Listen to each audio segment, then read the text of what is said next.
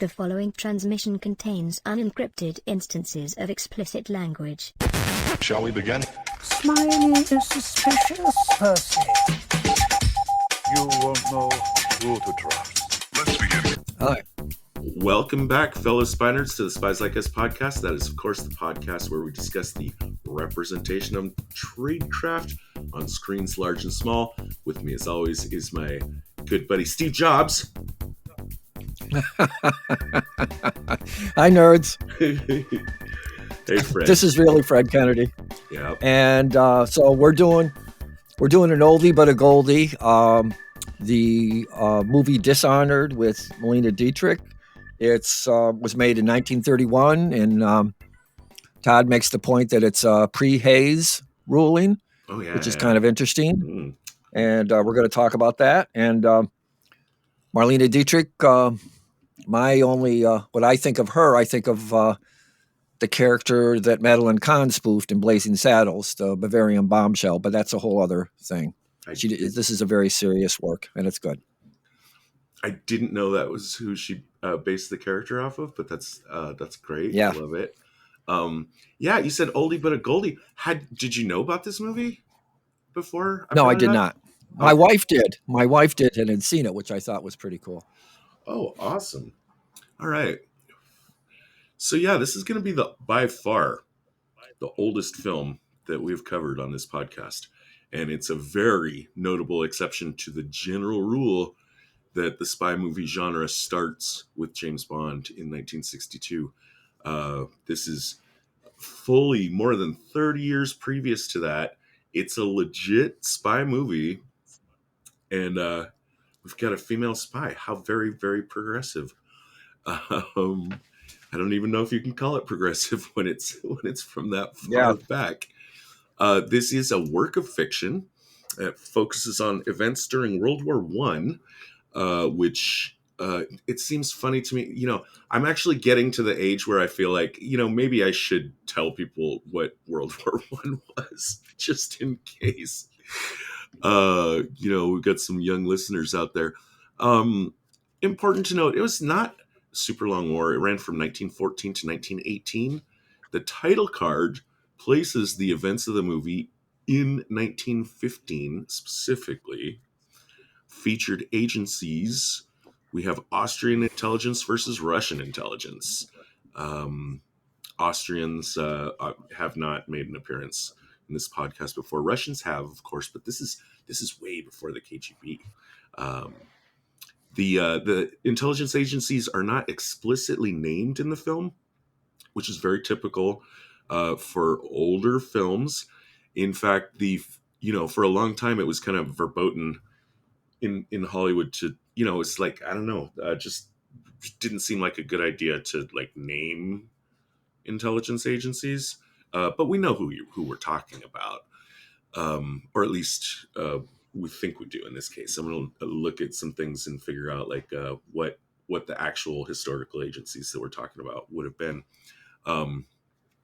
Now, Austrian versus Russian intelligence during World War I, very plausible. It's true that those intelligence agencies were very active against one another during the war. So let's see what we can suss out about them. So World War I in a nutshell is Germany allied with Austria-Hungary versus pretty much everyone else. They're fighting Western Europe on the west side and Tsarist Russia on the east. There were two major alliances going into it, and that was one of the tricky causes of the war. There was militarism, there was imperialism, and these supposed entangling alliances. Supposedly, if one person was attacked or one country was attacked, everybody else had to follow.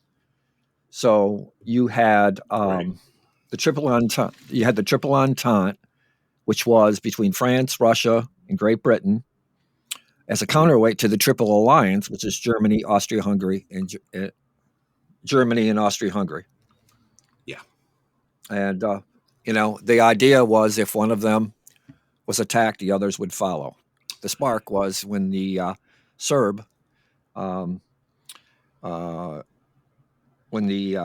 the Bosnian Serb assassinated the Archduke of Austria-Hungary. Then Austria attacked Serbia, and the dominoes fell. And so Russia attacks Austria-Hungary, then Germany attacks Russia, and France attacks Germany, and then they go to war. Right. That's the conventional wisdom. Reading a bit more of it, they could have held back if they wanted to. It seemed like all the parties wanted this war, for everything I've read.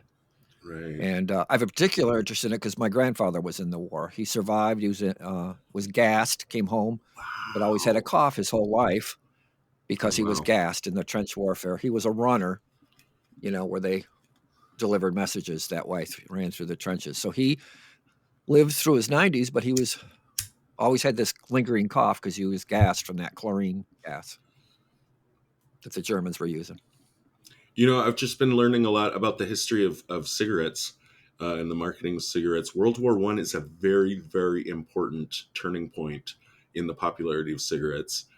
Soldiers absolutely loved them, and the reason it's very difficult to smoke a pipe in a trench.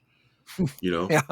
Trying to keep your tobacco dry and load it up, and you just don't have that much time, and also like you can't really linger over a cigar in a trench. But cigarettes were just massively popular with the soldiers. Like you just light it up, toss Smoke it away them if you got them. right when they start shooting at you. Do you know why it's considered? Have you ever heard that it's unlucky to light more than 2 cigarettes off a single match? Why is that? It's because of World War I. You see, the first light, the sniper on the other side, you got their attention. And the second one, they get the range. And the third one, off goes your head. And that's why you're never supposed to light 3 cigarettes off a single match. To our intelligence agencies. The Austrian intelligence agency of the time was called the Evidence Bureau. Couldn't find a pronunciation guide for that, but it seems pretty straightforward. It was founded in 1850 and is described by Wikipedia as the first permanent military intelligence agency ever founded. I raised my eyebrows a little on that. Like, what exactly do you mean by permanent? Because almost all intelligence agents, eventually the government goes away. So I'm not sure exactly what they meant by permanent, but I guess that... OSS turned into CIA. Like OSS turned into CIA, so... Yes, years later, but this is 1850. So maybe by that they mean it was the first intelligence agency that was founded with the intention of being permanent, as opposed to just like putting together a witch hunt for a specific purpose. They were disbanded at the end of World War I, so didn't last long after the events of this movie.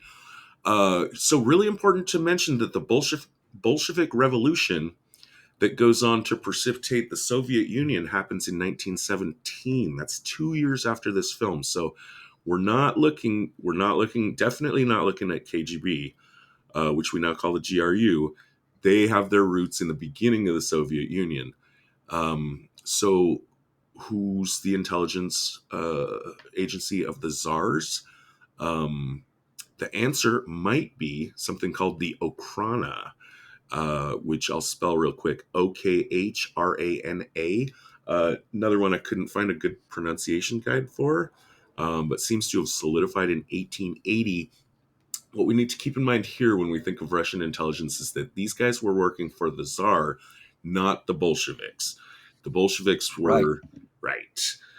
In fact, these were anti-communist Russian intelligence operatives. In fact, a lot of their work would have been trying to root out and suppress the Bolsheviks. You had a note. Yeah, because this war was looked.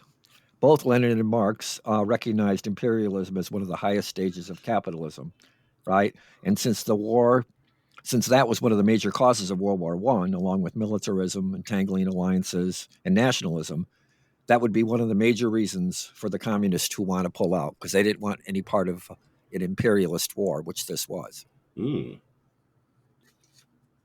All right. Now, the Bolsheviks and all this politics doesn't actually show up in the film.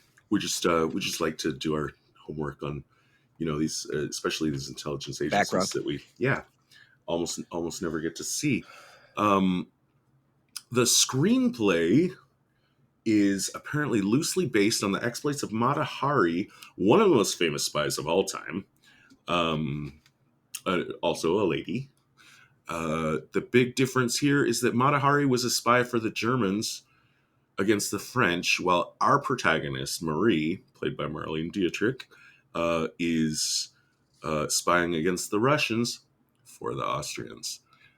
Same time period, same war, same sides, kind of the same story, just on different fronts. I was pretty surprised when I wanted to pull up to I wanted to tell people where to find this movie.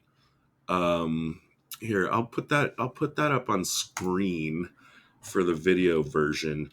But because this is a movie, this is gonna be one of the harder ones to find. But you would think it's not on any streaming services that I could find. However, there is let's see, there's an archive. There's a really cool internet archive. You can go to archive.org/details/Dishonored. Or just Google where to watch Dishonored online. But Internet Archives has got it, and you can play it right there on your computer for free. Although they do take donations if you feel that that's warranted. Firing it up, I was pretty surprised to see the modern Universal Pictures title card put in front of Paramount's 1931 title card. I guess I wasn't aware that Universal had swallowed Paramount. I don't feel like usually when I see a Paramount film, I don't feel like it usually starts with a Universal card, but okay. Couldn't really get much information on that online, but obviously at the time this movie was made, this is one of the 5 big studios. This is the famous studio system that the big 5 being Paramount, RKO, MGM, which will give us Bond later, 20th Century Fox, and Warner Brothers. Fred, what do you know about the Hays Code? Just that it was the studio's self-censorship agreement. They had gone into it basically saying that we would not go into certain subject matters. And I think you know a little bit more about it. That's interesting. I thought it was actually government enforced. Now I'm questioning that. But when we think about old-timey censorship in film, we mostly think about the fact that everything previous to the 70s was heavily censored. And that is kind of true.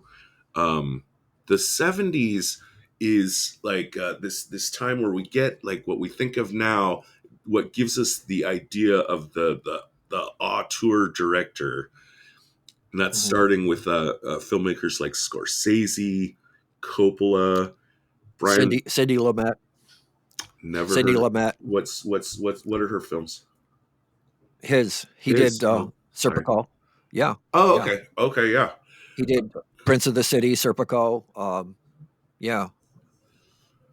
A lot of different gritty. New York. He did Dog Day Afternoon. And this is all with right. Richie.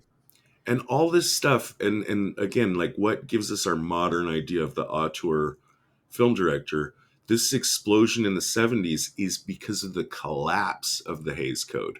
Because the Hays Code is like ended. There were several Supreme Court decisions that like tossed it down.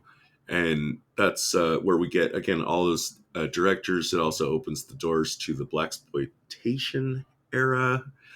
And it's where we start to see things like drug addiction, sex, prostitution, extreme violence, all these suddenly become acceptable themes to explore in American cinema. And you usually think like, oh yeah. And then like before you think like, okay, well the 60s and the 50s, everything was much tamer. Well, there was a time even but before the Hays Code is where we're at now here in 1931. So it's weird to find out like there's a time way back then when they did have drug addicts and prostitutes and extreme violence and Yep. all sorts of stuff that eventually people were like, nah, we can't have this, we're corrupting Yeah, America. but here's what impressed me, Todd. So this movie is pre-Hays Code, right? But in the opening scene, our main character, we know that she's a working girl, right? But it's tastefully done, right? We know she's a working girl, but it's very so. To me, I'm impressed as hell how tastefully done it is. It's not exploitive, but we do know that she's a working girl. Yeah, it's really just kind of hinted at. They don't Yeah. they don't go Without the Hays Code, right? right. So that's the part that I think is kind of neat. Yeah, but even like you say, tastefully done. Yep. We're not talking rated R here at all. But it's a little mind blowing to think that there was a time way back that far where you could have a prostitute be your main character in a movie, like because I think usually people think of the loosening of the Morals unclenching with the 60s. right, the unclenching of the asshole as being just a process, and just the farther back you go, you figure like, no, the more puritanical people were, and keep going back. But then of course you go way back to Greece and their plays, they're running around with like giant penises on stage, like left and right, and lots of like extremely foul and crass humor. So yeah, Marlene Dietrich, our star. This is the first time I've actually seen her in a movie. I've always like enjoyed seeing her pictures. I think she's really hot. I would Yeah. say I would say she's in the running for top most captivating screen presences of all time. She might even be, if I had to like rank my sexiest women of all time, she might be in the running for my personal number one. I And see, do, that's another thing. yeah. There's another thing, Todd. She Well, could exude that sexiness, right? For you to even say that pre-Hays, right? mm-hmm. So that's another kind of neat thing that she could do that without uh, being exploitive, right? So yeah, You know, uh, very cool. I do find cigarettes to be quite sexy. And man, she can really, really smoke a cigarette on a Yep. screen.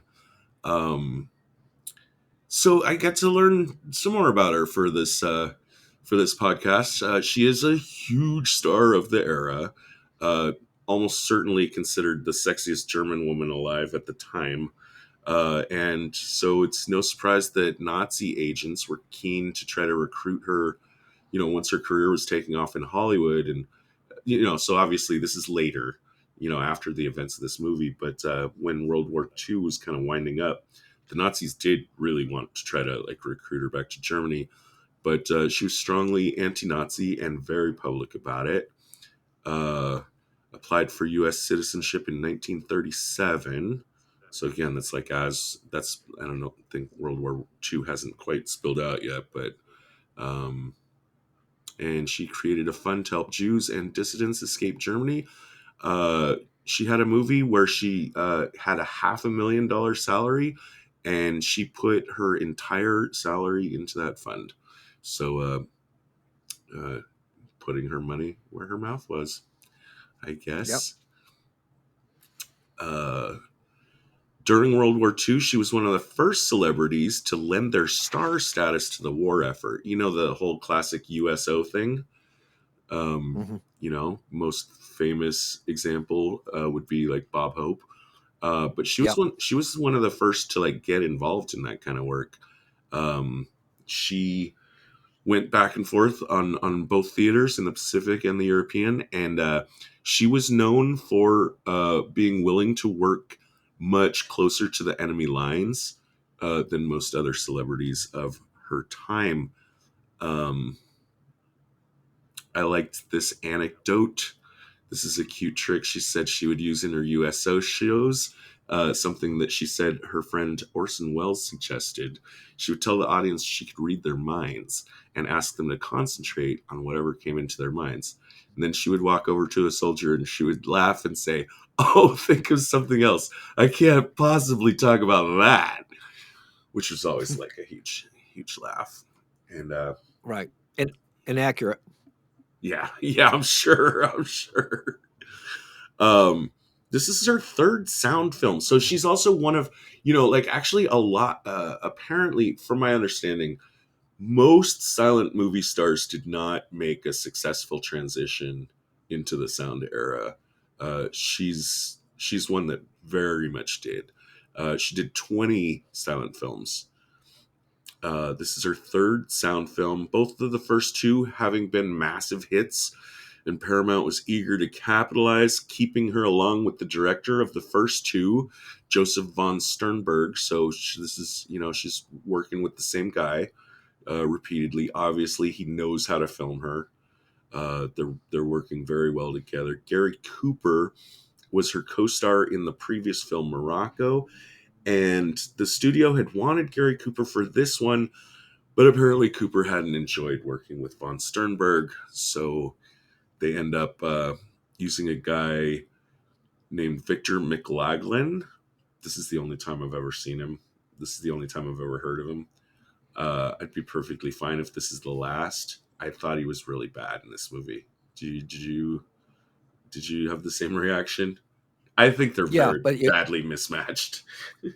but that's probably the fault of the old studio system where so many times people were miscast in roles, but the studio stuck them there, right? Even though you said they wanted Cooper before, because he declined, they probably stuck him in there because they were contracted, and that's why you had like Bogart. He was a contract. He was miscast as the Oklahoma Kid in a Western, right? You had crazy miscasting, and that could have been part of it. Why this guy was. It could have been a situation where maybe MacLeod was like someone they were hoping to boost, and hoping that Dietrich's star power would like rub off on him. Who knows? Sure. Right. I think they have very like almost zero chemistry on screen together, and mostly that's him. And that's something that I think we're gonna have to talk about later when we get into the tradecraft, because their romance is kind of key to the story. Yeah, and the whole believability that she would go to such lengths for someone like him that you say you don't see the sparks. No sparks, no fire, man. Mm-hmm. But it's also, we got to say too that, any of the very few, there's only a very, very small handful of pre-Bond spy films. Nearly all of them are romances. Like that's, and this, is kind of cast as a romance. Although I think it's more of a spy story than a romance, which made me happy. I was pleasantly surprised of how much a spy movie this actually was. Even though, you kind of got to be grading on a curve there. There are no park benches in this film. And I'm ready to start talking about the tradecraft and the plot. Let's go. Retinal scan complete. Validating security clearance. Clearance granted. You may now enter the briefing room. Well, the opening scene, the head of the Austria-Hungarian secret police notices her as a prostitute and has her in mind to infiltrate and uncover someone who thinks is a spy by using her female prowess to uncover this person. and he goes to her house. She thinks it's for her first job, but it's not. And he approaches her as kind of a spy, and she does the right thing and turns him in, which impresses him, and so he recruits her.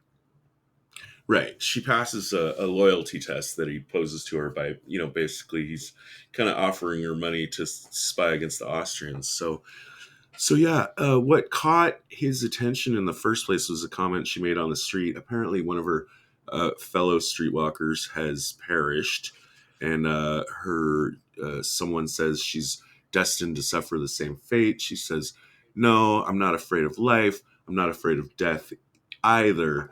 And that's the thing that gets his attention, makes him think. I mean, that's what the movie wants us to believe, is that he says like, "Oh, hey, she's not afraid of death. Cool." I don't think that's really a lot to go on here. The movie seems to be kind of like in a hurry to get to the spy stuff. Or it could be I thought maybe it was a little bit of foreshadowing when she says, "I've had an inglorious life, maybe my good fortune to have a glorious death." It could be a bit of a foreshadowing of what's to come. Sure. So, let's see. Her recruitment is quite brief. We don't see really any of her briefing on what her assignment is, just that she's supposed to be, actually, no, because it's the chief of staff of the Austrian government that the Austrian secret police head has under suspicion. And so I guess he's having a tough time getting to that guy because, he's so highly connected. And we don't see her get any training at all, which is something that you would expect, like from all the movies we've covered where, someone gets recruited like off the street into the spy trade. Like we spend some time seeing their training and teaching them the rules of the game. We don't get any of that. Although maybe they feel her female proudness of her trade is enough, right. to get to these guys, to use her sexuality, and because that's what they have in mind to begin with, right? There will be at least one very complicated and cool spy trick that she's going to use that she has to have received training in, but we didn't get to see it in advance. We'll get to that later. They don't miss an opportunity for him to say to her that the calling of a spy is the most ignoble on earth. This going to the point, and this is mainly the reason that we don't see, and this was so interesting to me when I first started this podcast, of realizing just how few spy movies there are before James Bond, is realizing that like spies are dirty. They're the audiences consider them like dirty, low life traitors. Yeah. And like Benedict Arnold kind of people. Yeah. And the idea that you could make that person the protagonist of the story and have the audiences respond positively to them was just like unheard of until James Bond comes along and just fucking destroys that, like with Sean Connery's panthery sexiness. But yeah. Well, then you could say that this was sort of ahead of its time then, especially if she made it work. It's incredibly ahead of its time. It's ridiculous. This movie is an anomaly. This is a massive anomaly in terms of spy films. I can't underline that enough. 30 years before Bond, a woman as your spy hero, and she's a prostitute. This is like a few years before the Hayes Act, right? A few years before, yeah. This movie, so throw that in too. This movie is breaking all of the rules, 100%. So her first target is and she gets a code name X-27. which Yeah. is kind of cool. So it's Colonel von Hindau. Oh, I'm sorry. He's not the chief of staff, but he's attached to the chief of staff. Just to be sure about that. We go to next to a scene where she is going to go to a masquerade party. Quite a messy affair. I feel bad for the staff that needs to clean up all the confetti afterwards because they definitely use all of it. She attracts his attention at the party. Before that, though, she starts flirting with another guy in a mask. Now, again, like we're just skipping right from her pretty much from her recruitment right to this scene. So we get a little bit lost. Like we don't know how she identified her target, how she got into the party. We're skipping over a lot of the steps that you would typically see in a spy movie these days. But she does start flirting with one masked man. And I was really interested to notice there's a moment where his mask slips and he seems like alarmingly keen on getting the mask back onto his face, which suggests like, hey, this guy is, it's obviously like the rules of the masquerade party are, I guess you're supposed to stay anonymous. But the fact that this guy is so keen on keeping his mask on, I think is meant to like point out like, hey, pay attention to this guy. He's got a secret. It's kind of at the time I found it a little confusing because I don't know who she's after. The fact, I think maybe even if we had been shown a picture of the guy earlier in the film, well, now they're wearing masks, so I can't tell who's who and who's this guy she's flirting with at first. Well, it turns out that's not her primary target. She starts flirting with another guy, or he starts flirting with her. I don't know. What I wanted to mention, though, is like, it's going to go on my best tradecraft here, is that instead of going to the party and immediately zeroing in on her target and flirting with that guy, she starts flirting She's with working the room. Yes. She starts flirting with another guy and Yep. lets her target come to her and kind of have to compete a little bit, which would make him it's less obvious. It's more subtle and less obvious than if she just came in and was just like, hey, sexy, where you been? And pretty savvy for somebody who hasn't been trained as a spy, right? But again, her female prowess is she's probably using that, which is why they probably hired her. You know, she knows how to work a party, right? So, yeah. The two men do end up turning out to know each other, and the one guy, that first guy that she flirted with, I'm just going to go ahead and name these guys. The first guy she flirted with is Kranow, and he's the other main character in the film. Turns out we don't know that yet. yeah. But him and her target do seem to know each other, and they enjoy a car ride. I guess I wasn't quite clear on which it was, from the party, during which Kranow passes or offers Hindau a cigarette, which then they say goodnight to Kranow, and she gets invited up into Hindau's hotel room or abode. I'm not sure if it's his house or I guess it is his house. Here, what she's got to do. Oh, that's right. Here, so we were given to believe that this was arranged with the chief, between her and the chief. That now the chief, while she's like whining and dining or seducing, let's say, Hindau, he gets a call from the Austrian secret police guy, and the whole ploy is to keep him on the phone for a while, give her time to search the room, which she starts doing. She looks in some kind of funny places, like behind pictures and stuff. It was a little goofy. I did give her a little bit of plus spy points when his butler enters the room and sees that she's snooping around, and it's a pretty good cover story. She says she's looking for a cigarette. Mm-hmm. And that's how she happens to find out from the butler that Herr Hindau is not a smoker. So that makes her think, well, then why did Cranau give him a cigarette? And she goes and she finds a secret message in the cigarette. We don't know what the message was exactly. We don't find that out. But when Hindau comes back from the phone call, she basically like just waits and permits him to find out, to realize that she's taken the message out of the cigarette.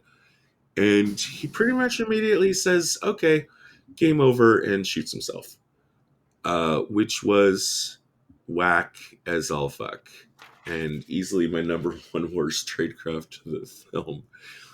I mean, he did say, like, oh, okay, well, he's putting two and two together. He's realizing, oh, the phone call was for this purpose. I've been had. He says to her, like, I suppose the building is surrounded. She confirms this. But really, Fred, get in here and tell me what's wrong with this. Yeah, he folds too quickly, I think, Ford. I just feel if he should have been a savvier spy than that, and not to have folded so quickly with this discovery, whether he tried to talk himself out of it or whatever. But yeah, he folded like a cheap suit. So that was a little quick. Yeah, just deny that mess. I don't know. Somebody gave me so it's got a message in it. I don't know what the message is. I don't know what you're talking about. Also, I would be like, what message? I would toss it into the fireplace, or I would just swallow it or something. Yeah. Buy some time. Yeah.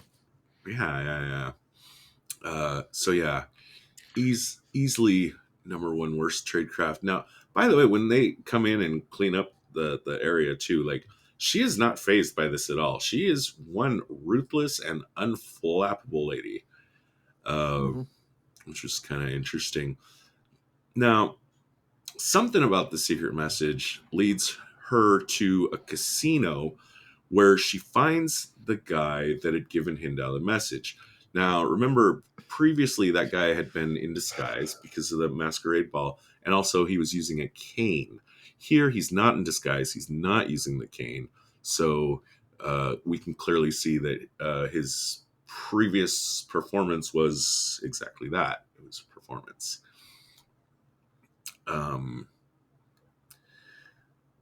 They flirt for a bit where, like, let's see, the wiki here was, before sensing danger, he escapes. What was it? Do you remember exactly what it was that he how I don't see what gave her away. I really don't.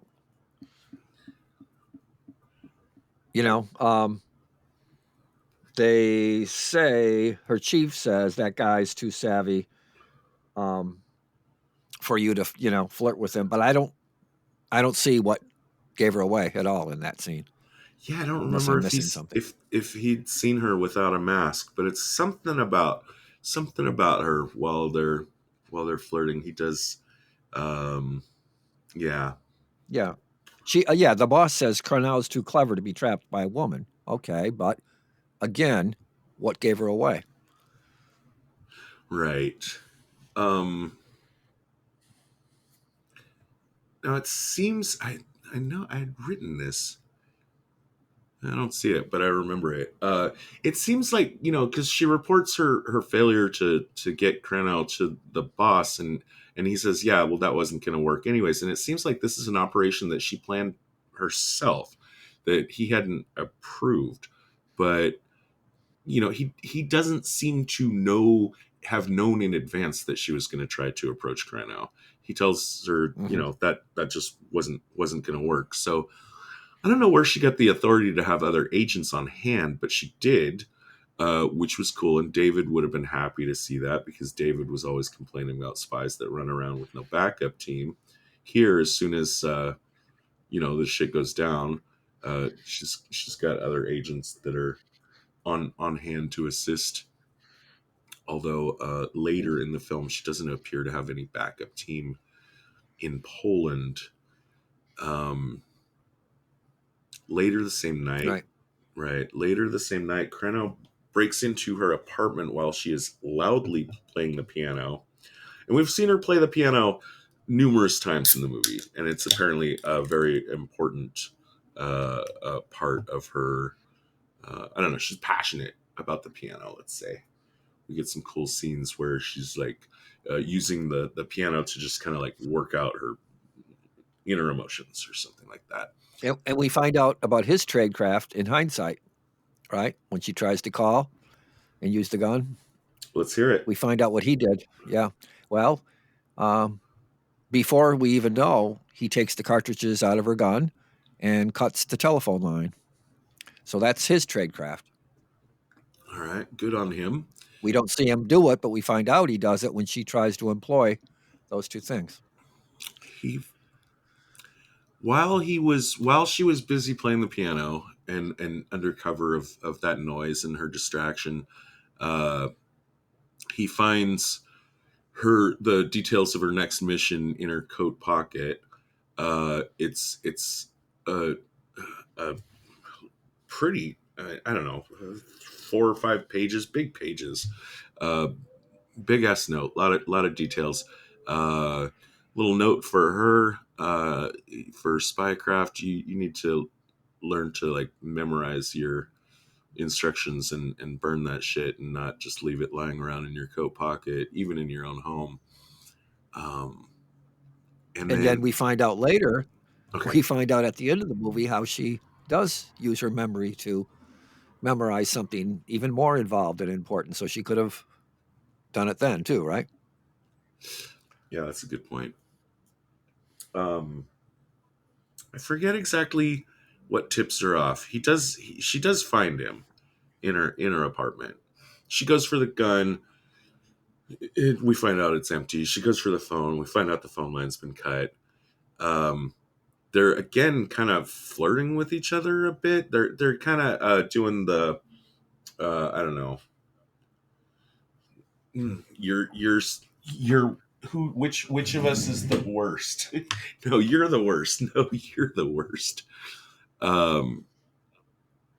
You said here the accusations that he makes against her.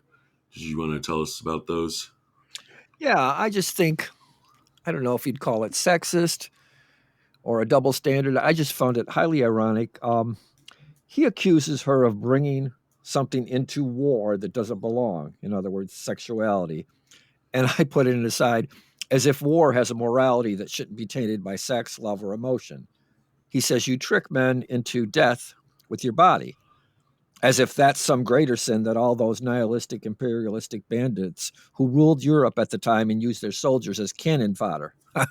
You know, he goes on to say that after she asks him for a kiss, that you're a cheat and a liar, and that if he stayed any longer, he might not only lose his life, but fall in love with her. So I just find it extremely disingenuous that this guy says, you're not playing fair.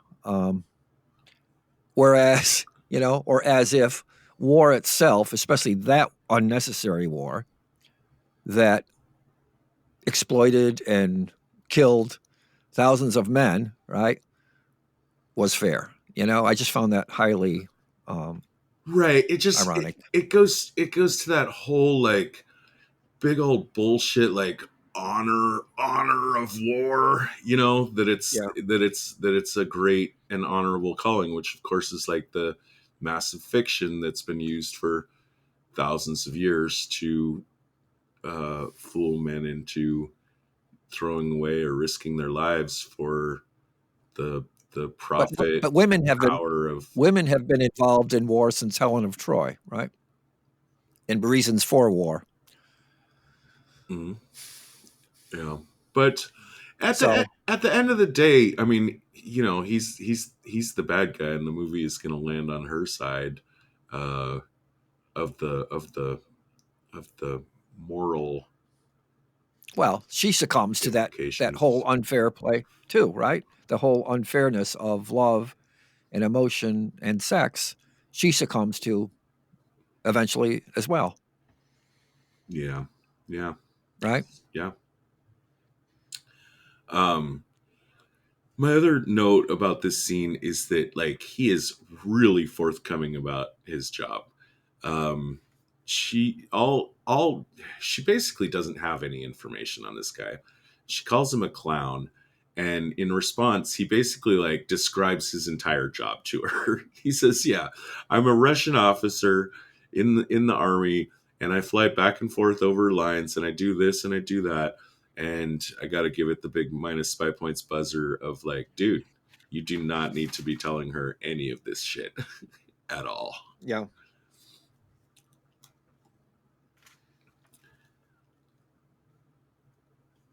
He leaves. I don't know why. I guess, I mean, he's not going to overstay his welcome. I mean, he's got Well, unlike the other guy, to leave. unlike the other guy who folded too quickly, right? He just leaves, right? And then following that, she's going to go on her next mission, which is quite a bit more involved. She's supposed to infiltrate a Russian base in Poland. And at this, that's a huge leap, isn't it? From big, the little, that's a huge leap to go behind enemy lines and start that. But okay, it's a big leap. The movie does kind of like skip a lot of steps that modern spy movie audiences would expect to see. But at least the stuff. Yeah, there she would have to have some training, whether it's be in parachute in or being smuggled in, and the whole clandestine cloak and dagger to get there. She would have had to, right? Yeah, and had that training and a network of contacts and code phrases, underground, means of communicating right outside. And also her female prowess wouldn't have been enough there. Right. Well, that's what she mostly. Yeah, that's right. What she mostly relies on. I noted too that even though it should be easy to surmise that Kranow has read her plans, her mission briefing, but there's no concern displayed by anyone about the idea that her Poland mission might have been compromised. And so she flies over the border in a little prop plane. I refuse to believe that there's any cat in the world that would have been okay with this kind of trip. Definitely no cat that I've ever had. But she is taking her cat with her, which is going to actually be like part of her downfall. Once in Poland, she disguises herself as a dim-witted peasant girl and gains employment in the officers' quarters. She quite quickly seduces one of the senior officers. Now here they have a war room. They're making all their plans and stuff, and then afterwards, she isolates one of the guys, and as you keep saying, prowess. I'm not sure that's the exact word.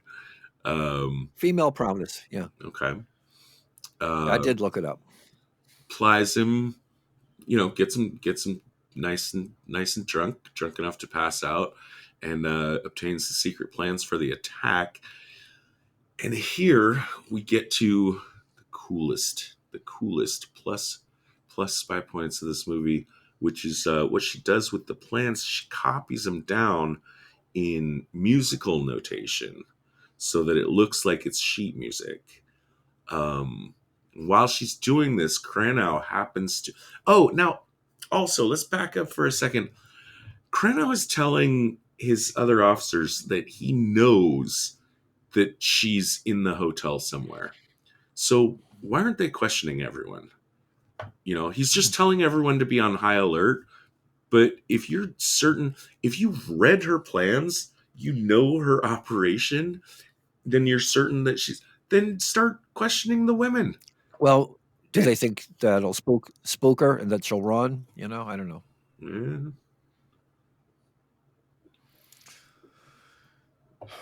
But the transcription into musical notation, I thought was really clever. It was. It suggests that she did get some training. We just didn't get to see it. he sees her black cat. He sees the cat slinking around the hotel, and he recognizes that is her cat. And so that really tells him that he knows that she's in the hotel. She's there. But he already had a scene where he was telling everyone he was morally certain she was in the hotel. So I think it's a little slip up in the movie, whatever. But, this just seeing the cat shouldn't have been as massive of a clue to him that something is up as it is. And then he immediately goes right to Coven's room. That's the guy she seduced. There's a ton of Russian officers here. How does he know to go right to that room? Doesn't make sense. But the movie just doesn't want to linger over these things too much. He finds her there. Knows it's her. Or wait, no, he didn't find her. She ran, but Gets outside, right? yeah, she managed to get outside. But he calls the guards and has her pulled in, and then interrogates her privately, just one-on-one. Probably not great tradecraft there. Like get some other people in the room. He finds the musical score on her person, and he immediately douses it with some kind of solution. So he's got a tray full of liquid on his desk, and he tosses the document in there. And she says, like, I don't use invisible ink. Let's talk about invisible ink a little here. Obviously, the movie assumes the audience knows about invisible ink. And that makes a lot of sense because it was used a lot in World War I. In fact, World War I is one of the times when it really started to ramp up its usage. However, it goes all the way back to ancient Greece and Rome in the first place. Interestingly, a lot of the developments of an invisible ink came during the American Revolution. George Washington apparently was a big innovator in this stuff. Have you ever heard of the egg trick? Although I think the egg trick is way older than this, but do you know this one? I'm not sure. You take a hard-boiled egg, and there's a certain solution, maybe iodine or something. You can write a message on the shell of the egg, and it'll disappear. Oh yeah. And and it'll just look like a normal egg. However, once you peel the egg, then you can read the message because it has seeped through. Yeah, that's a good one. Now, during this particular period, again, during World War I, both sides were constantly trying different methods of different kinds of invisible ink and different ways of trying to detect it. What I could find out from just a little bit of researching here is that the only universal method that was known at the time of detecting any kind of invisible ink, so you got different kinds of ink in different ways you have to detect different types. One method won't detect all of them, except there's one method that will detect any invisible ink, and that's with iodine vapor. And that's not what he does. He's not using a vapor. He's just dousing it in some kind of solution. Now, the way that the iodine vapor technique works is that it shows any place where the texture of the paper has been affected by moisture. And that's why it's universal, detects all types. So what he does to try to see if there's invisible ink in there would have checked for one type of invisible ink, and it also would have ruined all your other ways of finding invisible ink. We don't know what type he was expecting. But of course, it turns out there was an invisible ink in the first place, so maybe I'm spending too much time on this, but I just thought it was kind of interesting. I'll put in two more notes on invisible ink, and then we'll move on. The CIA declassified documents, pretty much all their documents related to the history of invisible ink in 2011. In statements, they said that the technology of creating difficult to detect inks had not advanced for decades, while suggesting that the ways of detecting it had a lot. So in the arms race of like detection and non-detection, like detection has won the race. And probably the era of being able to use invisible ink in any real practical sense is over. And I think ultraviolet light is probably the real game changer there. And then last, just anytime, if I'm going to mention invisible ink, I have to mention the British used semen as invisible ink during World War One, which is a fact that I've always thought of as hilarious. So he's got her. He's got some sheet music, which is not got any invisible ink messages. What happens next, Fred? Let's get you back in here. She plays it, right? She deciphers it, and she smuggles it out, right? Well, he plays it. Okay. And she writes it down. Yeah, I'm sorry. Okay, I'll keep it rolling on this one. So he's still plenty suspicious, and he ends up trying to play the music. And actually, I think she might have right. Yeah, she doesn't prompt him to play it. She doesn't want him to play it because it's not real music. If he plays it, if he sits down and hits the keys, he's gonna realize this is not actual music, and then that's gonna cue him in that it's some kind of code.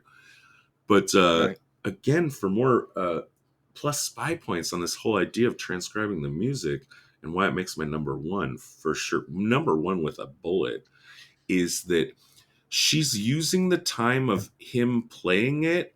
That's how she is memorizing it in her own head. That's right.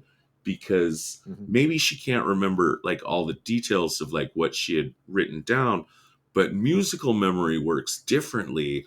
And it's like a lot of the reason that like ancient people, the reason that why before we had the written word, you go to ancient people, the way they kept track of long, huge amounts of information, transferring it generationally, was always through music and poetry.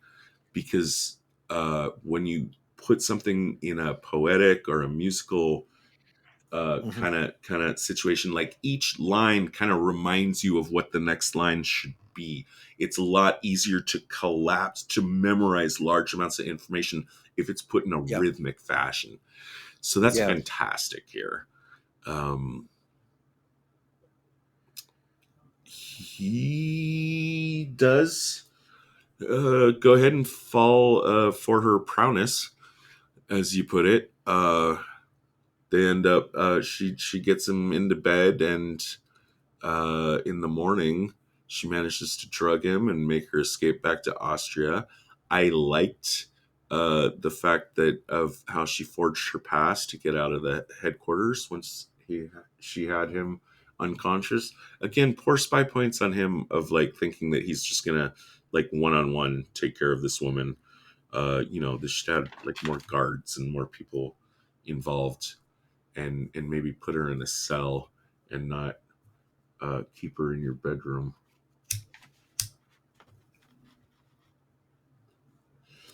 So now we're to the part you were talking about where once she's back, and that's how she successfully makes her escape, and back at headquarters, it's by playing the music that she can remember, like, oh, okay, these troops are going here, these troops are going there. Yeah. And she drugs them and makes her escape back to Austria and commits the coded musical notation to memory when Cronau played it, and she's able to reconstruct it when she gets back home and help the Austrians crush the Russian offensive. Kranow is captured during this operation, Mhm. and he's taken into custody. Where we go to a scene where all the different Russian officers that were captured are being brought in. He stands out a little bit by refusing to identify himself. But apparently there's some kind of APB out on him because one of the Austrian officers does notice, like, okay, hey, we got a picture of this guy. We were supposed to Mhm. be looking for him. He's a guy named H14. I want to mention that a little bit. Like the fact that when she went after Kranow, remember when she went out after Kranow at the casino, she did that without the chief's knowledge. But when she Yeah. reported to him, when he said, like, yeah, he's way too clever to be seduced by a woman, that means he knew or at least strongly suspected Kranow was a spy. So why didn't they just round him up back there in Austria? I guess we have to assume that since the chief wasn't making any moves to try to arrest him, maybe like he knew, but they didn't have any actionable, provable evidence. That still Yeah. doesn't really hold with me because even if you can't prove it, if you know someone's a spy, get him into custody, take him off the street.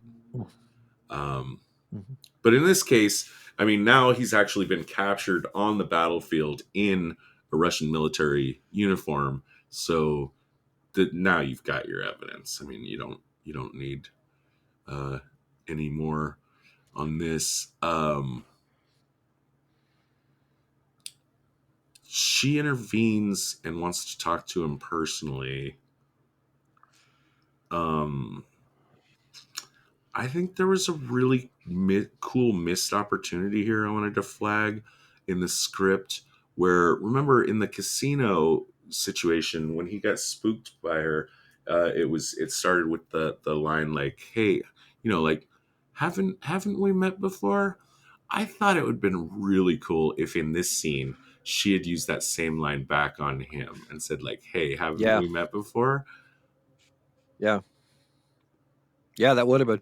So put me in a time machine and get me a job script doctoring uh, at Paramount, and Yeah. I'll fix your shit up. Now at this point, I mean, she started out she's always been a cool cucumber. I mean, that's kind of the Marlene Dietrich brand. Um, Although, I mean, it was interesting to see her doing her like play acting of being like kind of a dummy uh Yeah. as in the headquarters as just like a simple-minded, like kind of country bumpkin appearing Bimbo. kind of maid. Yeah, bimbo. Yeah, you said it. um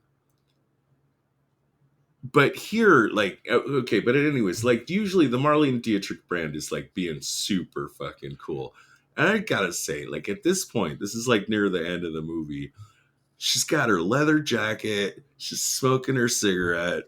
She is so fucking cool.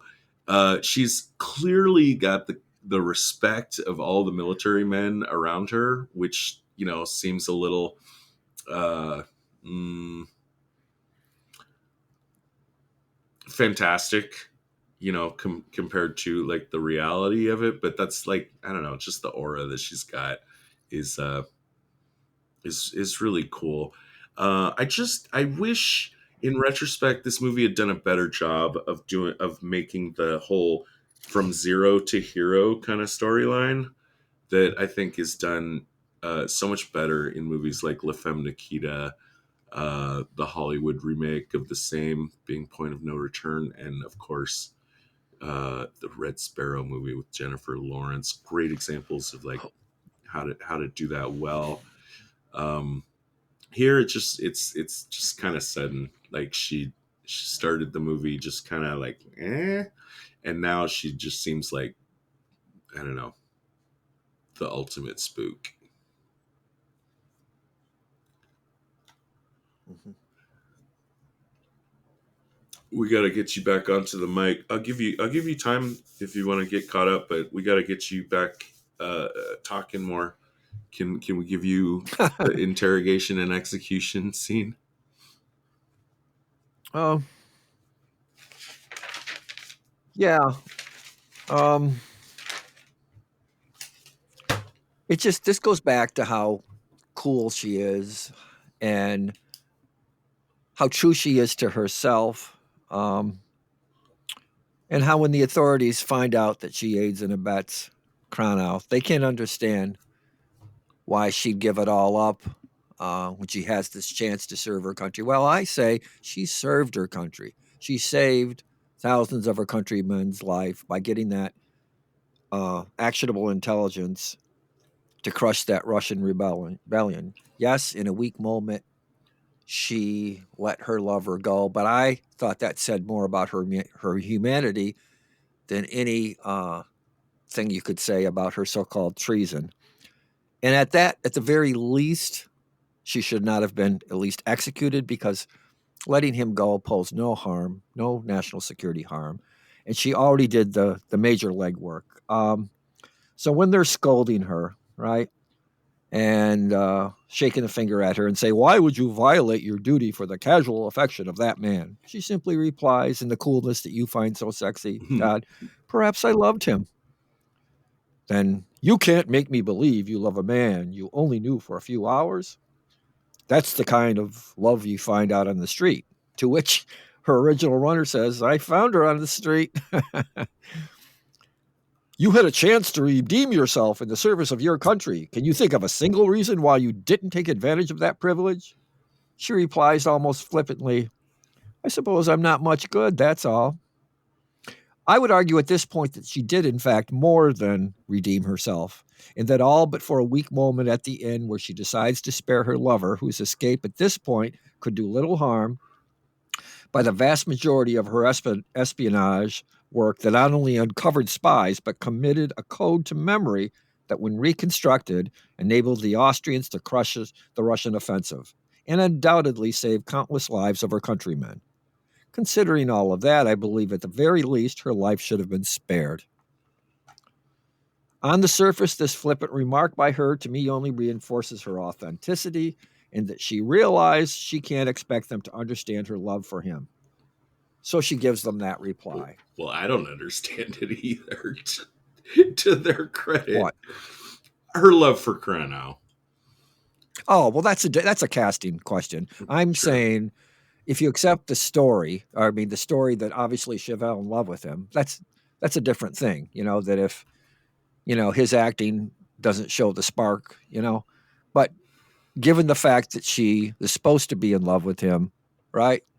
That's what I'm talking about, right?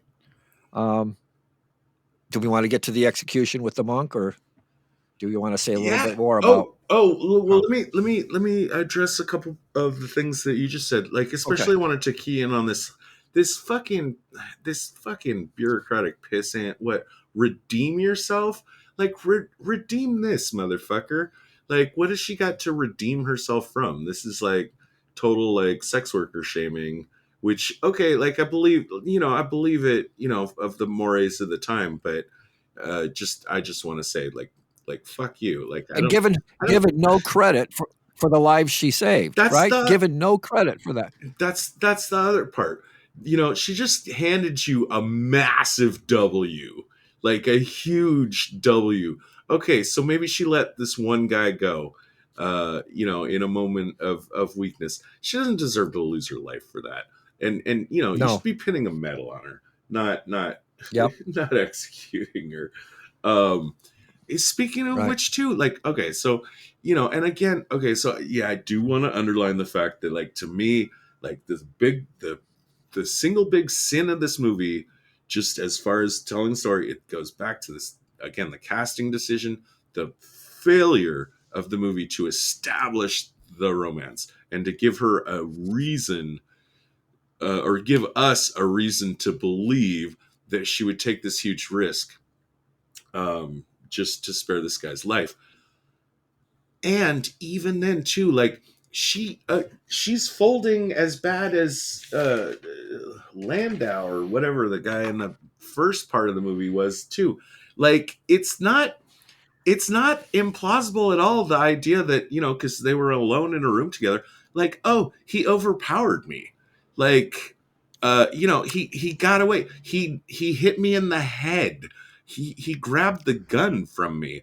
I see. I look at it a little differently. I don't look at her as folding and not being savvy enough to come up with a reason. My God, she could, right?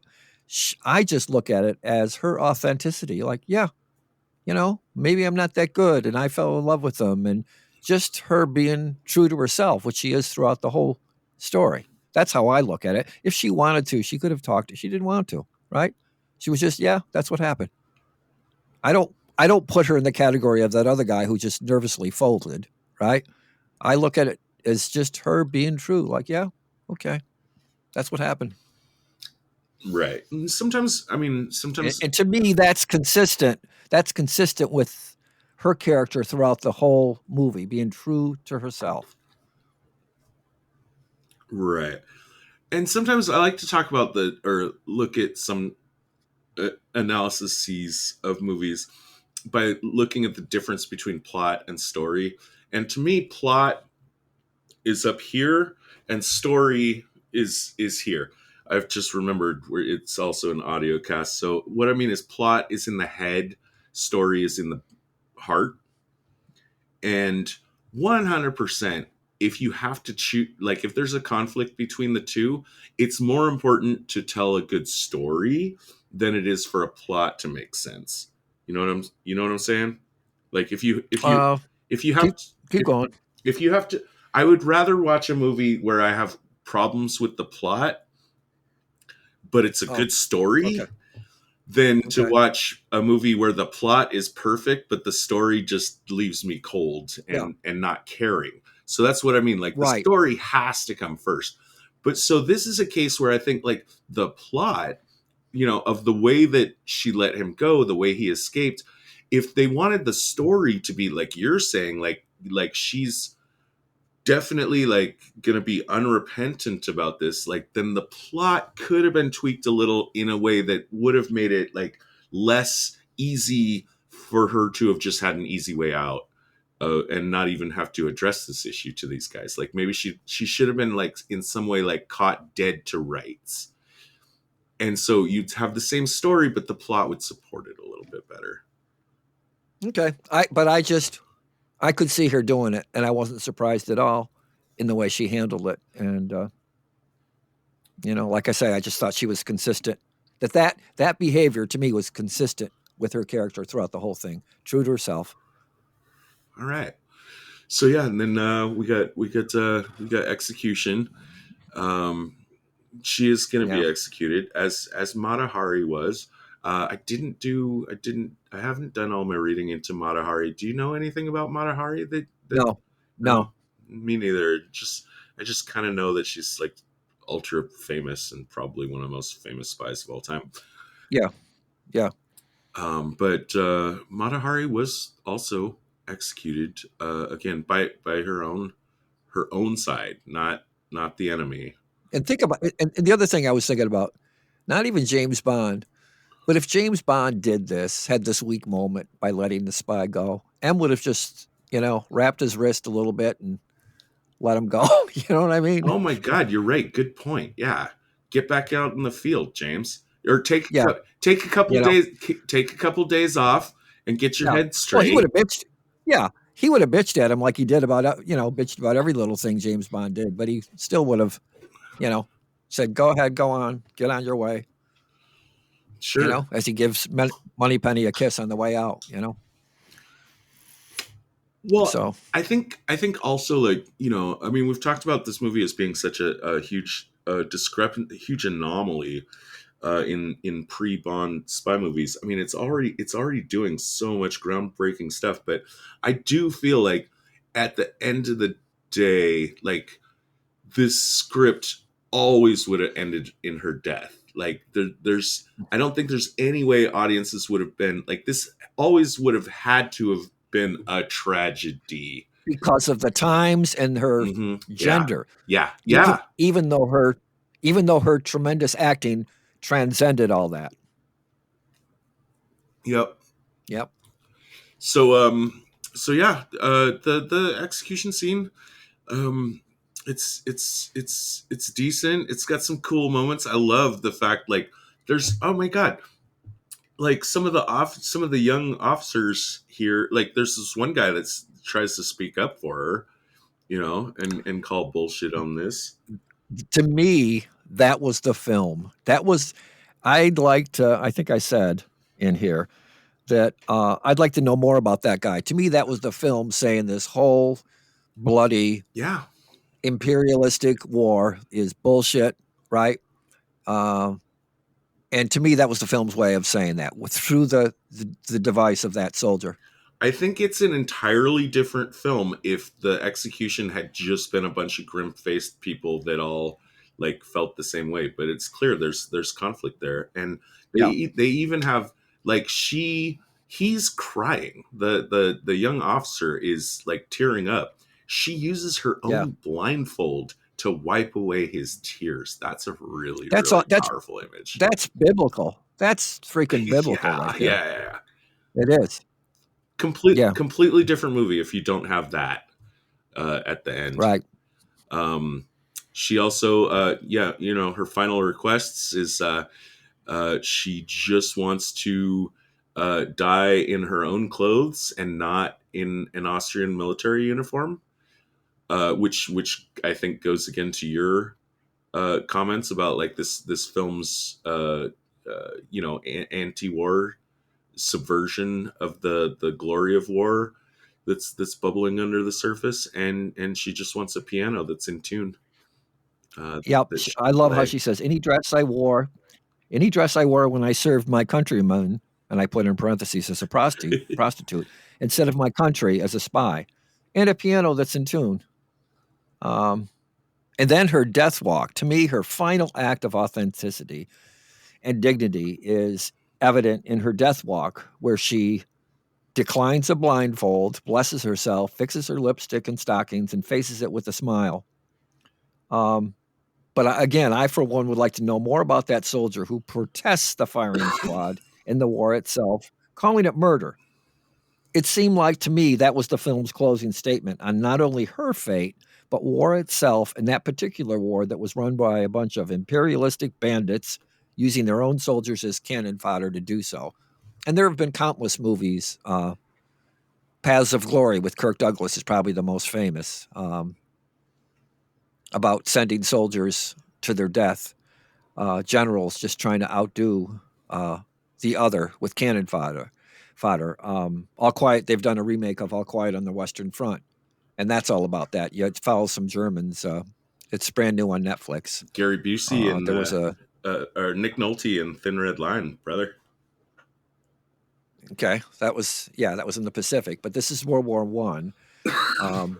And I was made in the 1920s. It's a famous book. Then there was, I think, a TV movie with Ernest Borgnine and John Boy of All Quiet on the Western Front. And it was senseless. That horrible trench warfare, the gassing. But Paths of Glory is one of the, Kubrick directed it, Stanley Kubrick, with Kirk Douglas. And it's considered, when you look at anti-war movies, one of the greatest. There's a new All Quiet on the Western Front TV series, I think, that's out there. Yeah, I just said, that's what I was just talking about. Oh, wow. Yeah, okay. on Netflix. Oh, okay. Yeah, it's following a bunch of young gung-ho Germans. Are you watching it? Is as it they good? go through it. I'm going to see it. I've put it off because I know it's going to be ultra-violent, but I feel I owe it to my grandfather to see it. Because he did the running in the trench warfare. Yeah. And that would be, let's see. So I don't know. Let's see. I mean, I don't know that much about World War I. What side was he fighting on? What flag? German. Okay, German. But this kid? No, your grandfather. No, your grandfather. I'm curious about. No, he was we got in the war eventually, of the Americans, the US. Doughboys. Okay. Yeah. Okay. Yeah. Yeah. All right. Agents, please report for debriefing on this operation. The director will see you now. Fred, I really liked this movie. It had been on my list for like it's been on my list for maybe 2 years. Uh, I'm really happy with it. Just as far as my personal, like, 1 to 5 stars. How much do I like the movie? I'm giving it a 4. Whereas I think that it really could have been a 5. Marlene Dietrich is a fucking 5, 100%. She can't be less than a 5. I don't think she knows how to be less than a 5. If you get her the right you find her the proper co-star. If you had gotten Gary Cooper in here, man, would have been Yep. so much better. That's really all I have to say. As far as how much I liked it, if it was Okay. if you found a male co-star that could match her energy, then all the blocks would suddenly line up, and then all of a sudden I would think this is like just one of the best movies ever made. I liked it too. I felt that the movie was a well-told tale of a flawed woman who was true to herself and, for the most part, true to her country, as her efforts at espionage undoubtedly saved countless lives of her countrymen when the intelligence she gathered led to the crushing of the Russian offensive. Her weak moment, to me, said more about her humanity than any sinister quality that her treasonous sentence implied. And on so many levels, because let's put this in perspective. You keep talking about her sexiness and how she's one of the sexiest actors you've ever seen. Now put that in perspective, right? No gratuitous sex, no nudity, pre Hayes rule, right? She's not even rocking cleavage or short skirts or high heels or anything like that. Like, the sexiest she gets in the movie is like in full on like leather jacket.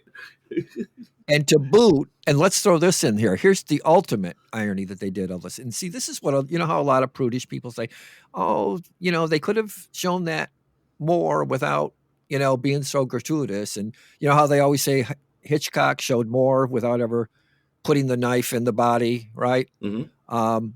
This is a great example of how they could show the power of sex. Think about this. The whole main tradecraft of this movie and why she was recruited was for sex, right? Yeah. For sex, for seducing these men, for uncovering their espionage, right? And they do it without showing any sex. To me, that is creative and genius in and of itself. And the sexiness, like you said, she exudes without being exploitive. So on so many levels, this movie is good. Awesome. Can you put a number on that goodness between 1 to 5? Yeah, I'll say 4.5. All right. And then on to our best and worst tradecraft, leading up to an ultimate park bench rating for the film. I'm gonna lead this time. I'm gonna lead with my worst. Okay. I did have a close runner up, which was just like the very super fast like recruitment, and we get to see none of her training, almost none of her briefing. Like, so much of the spy stuff we would normally see in a spy movie, it's just not there.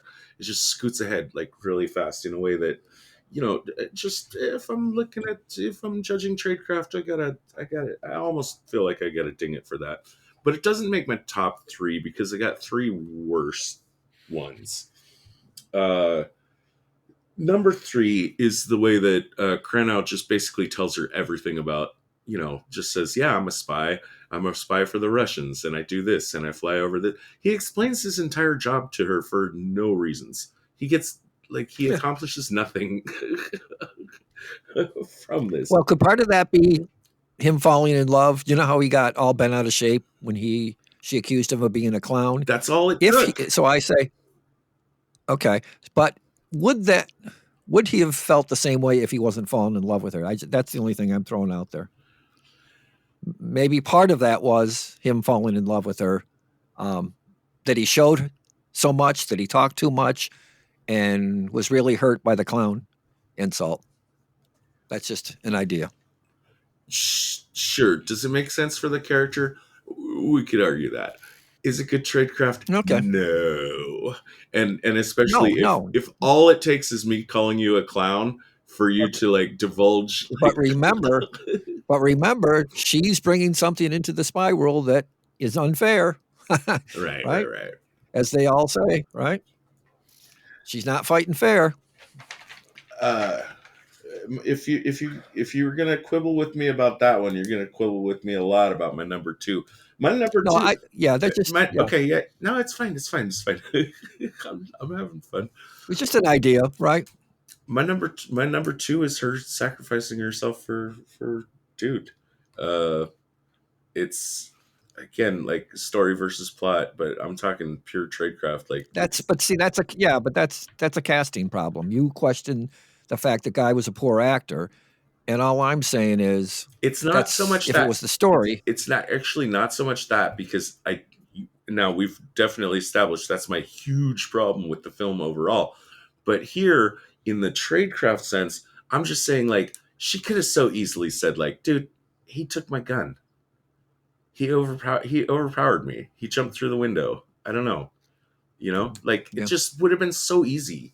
But that pales in comparison to what I hope is also going to be your number one. I hope you're going to join with me when Hindao, the way that he just instantly folds on like the flimsiest of evidence that that he might be colluding with the enemy, and just says like, okay, fuck it, I'll just fucking shoot myself. He was a wuss. What do you got for worst? All right. Number 3, Colonel von Hindel gives up the ghost too easily when X-27 blows his cover by fighting the message in the cigarette. Number 2, I know you went on and on about invisible ink, but I just think it sounded silly when he kept the Austrian secret police. He said it once on the phone and then once in another context. And the worst was putting a coded message in a cigarette for an agent that doesn't smoke. Sorry.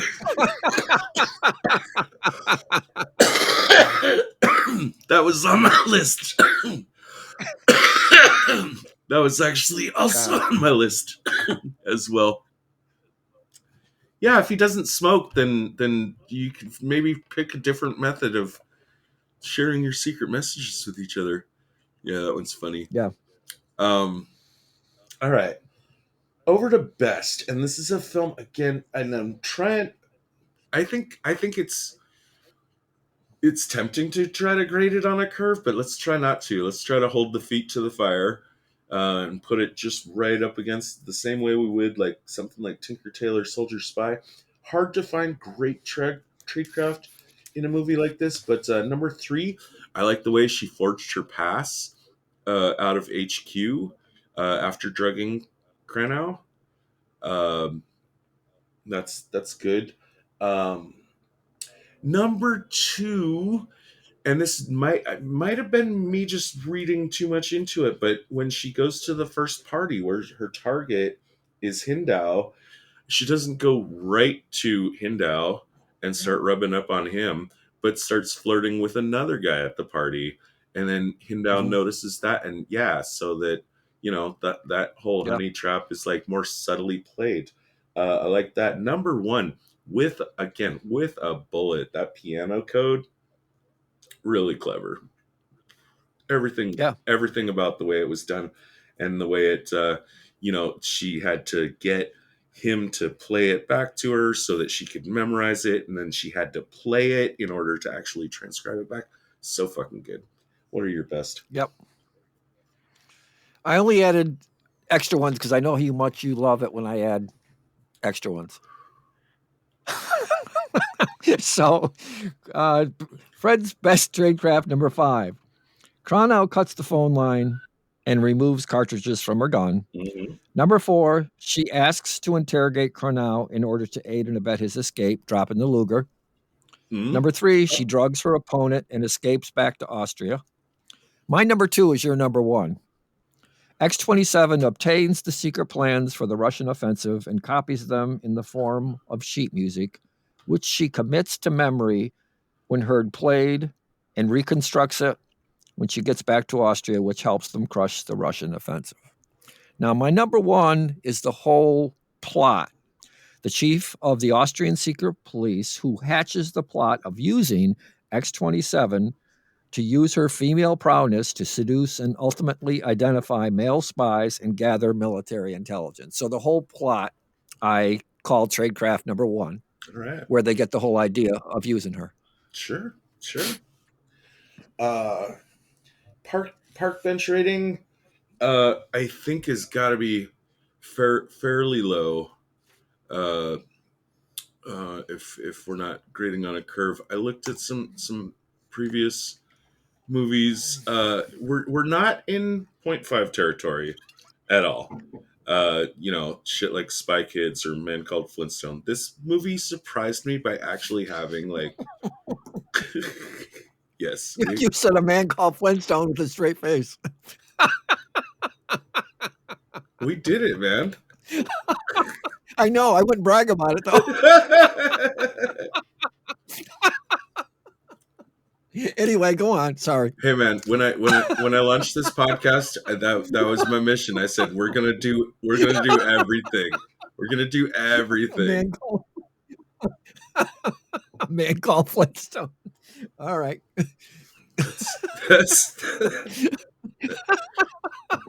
That's right. It was the first Flintstones movie. It came out in 1966. This is also, it's a testament to just how profound the spy craze of the 60s was. Everyone was looking at all the money that MGM was making with James Bond and saying, like, how can we get into this?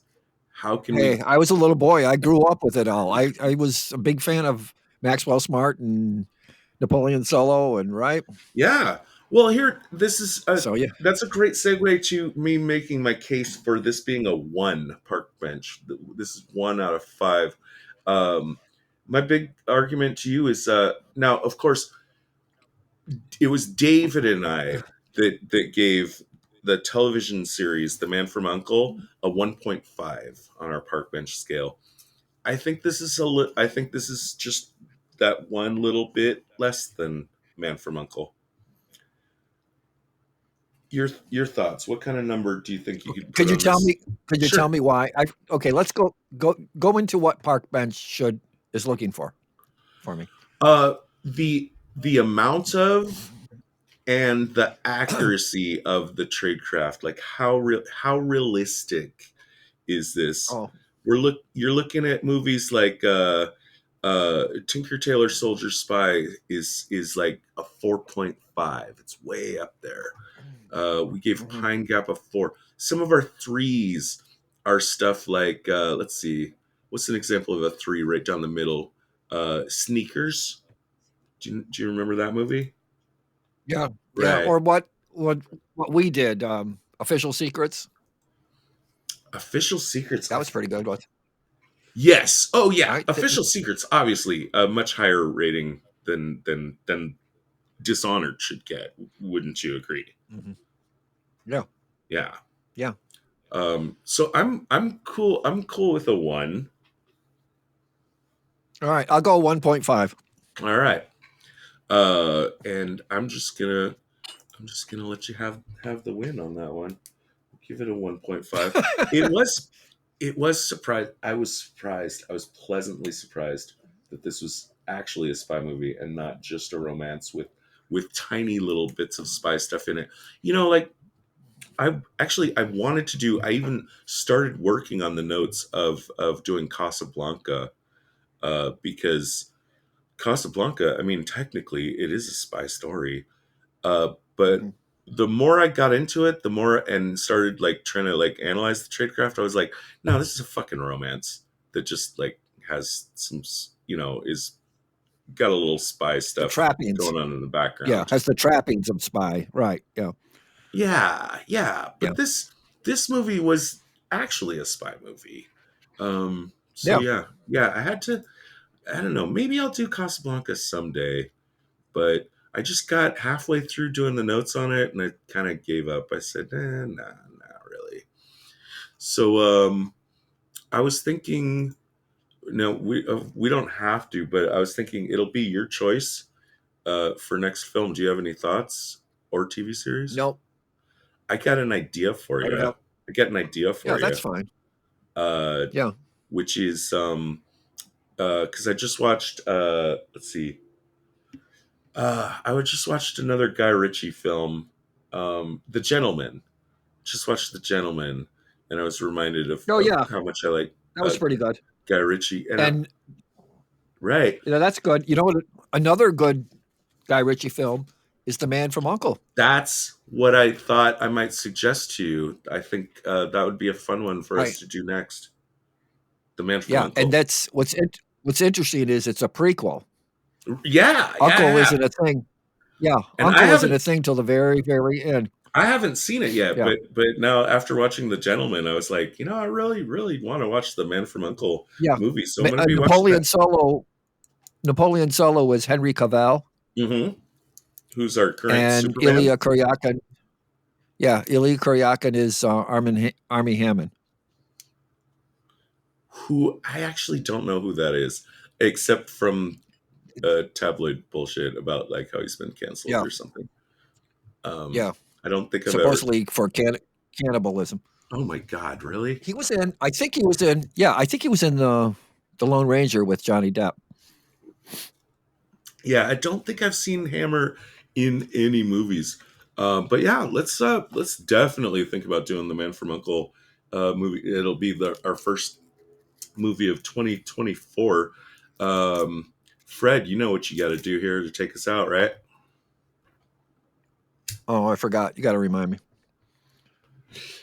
You got to ask Maura to invoke Protocol 9 so we can burn this and pretend it never happened. All right. Maura, invoke Protocol what? 9? Number 9? Yeah. Invoke Protocol 9. Maura, invoke Protocol 9, please.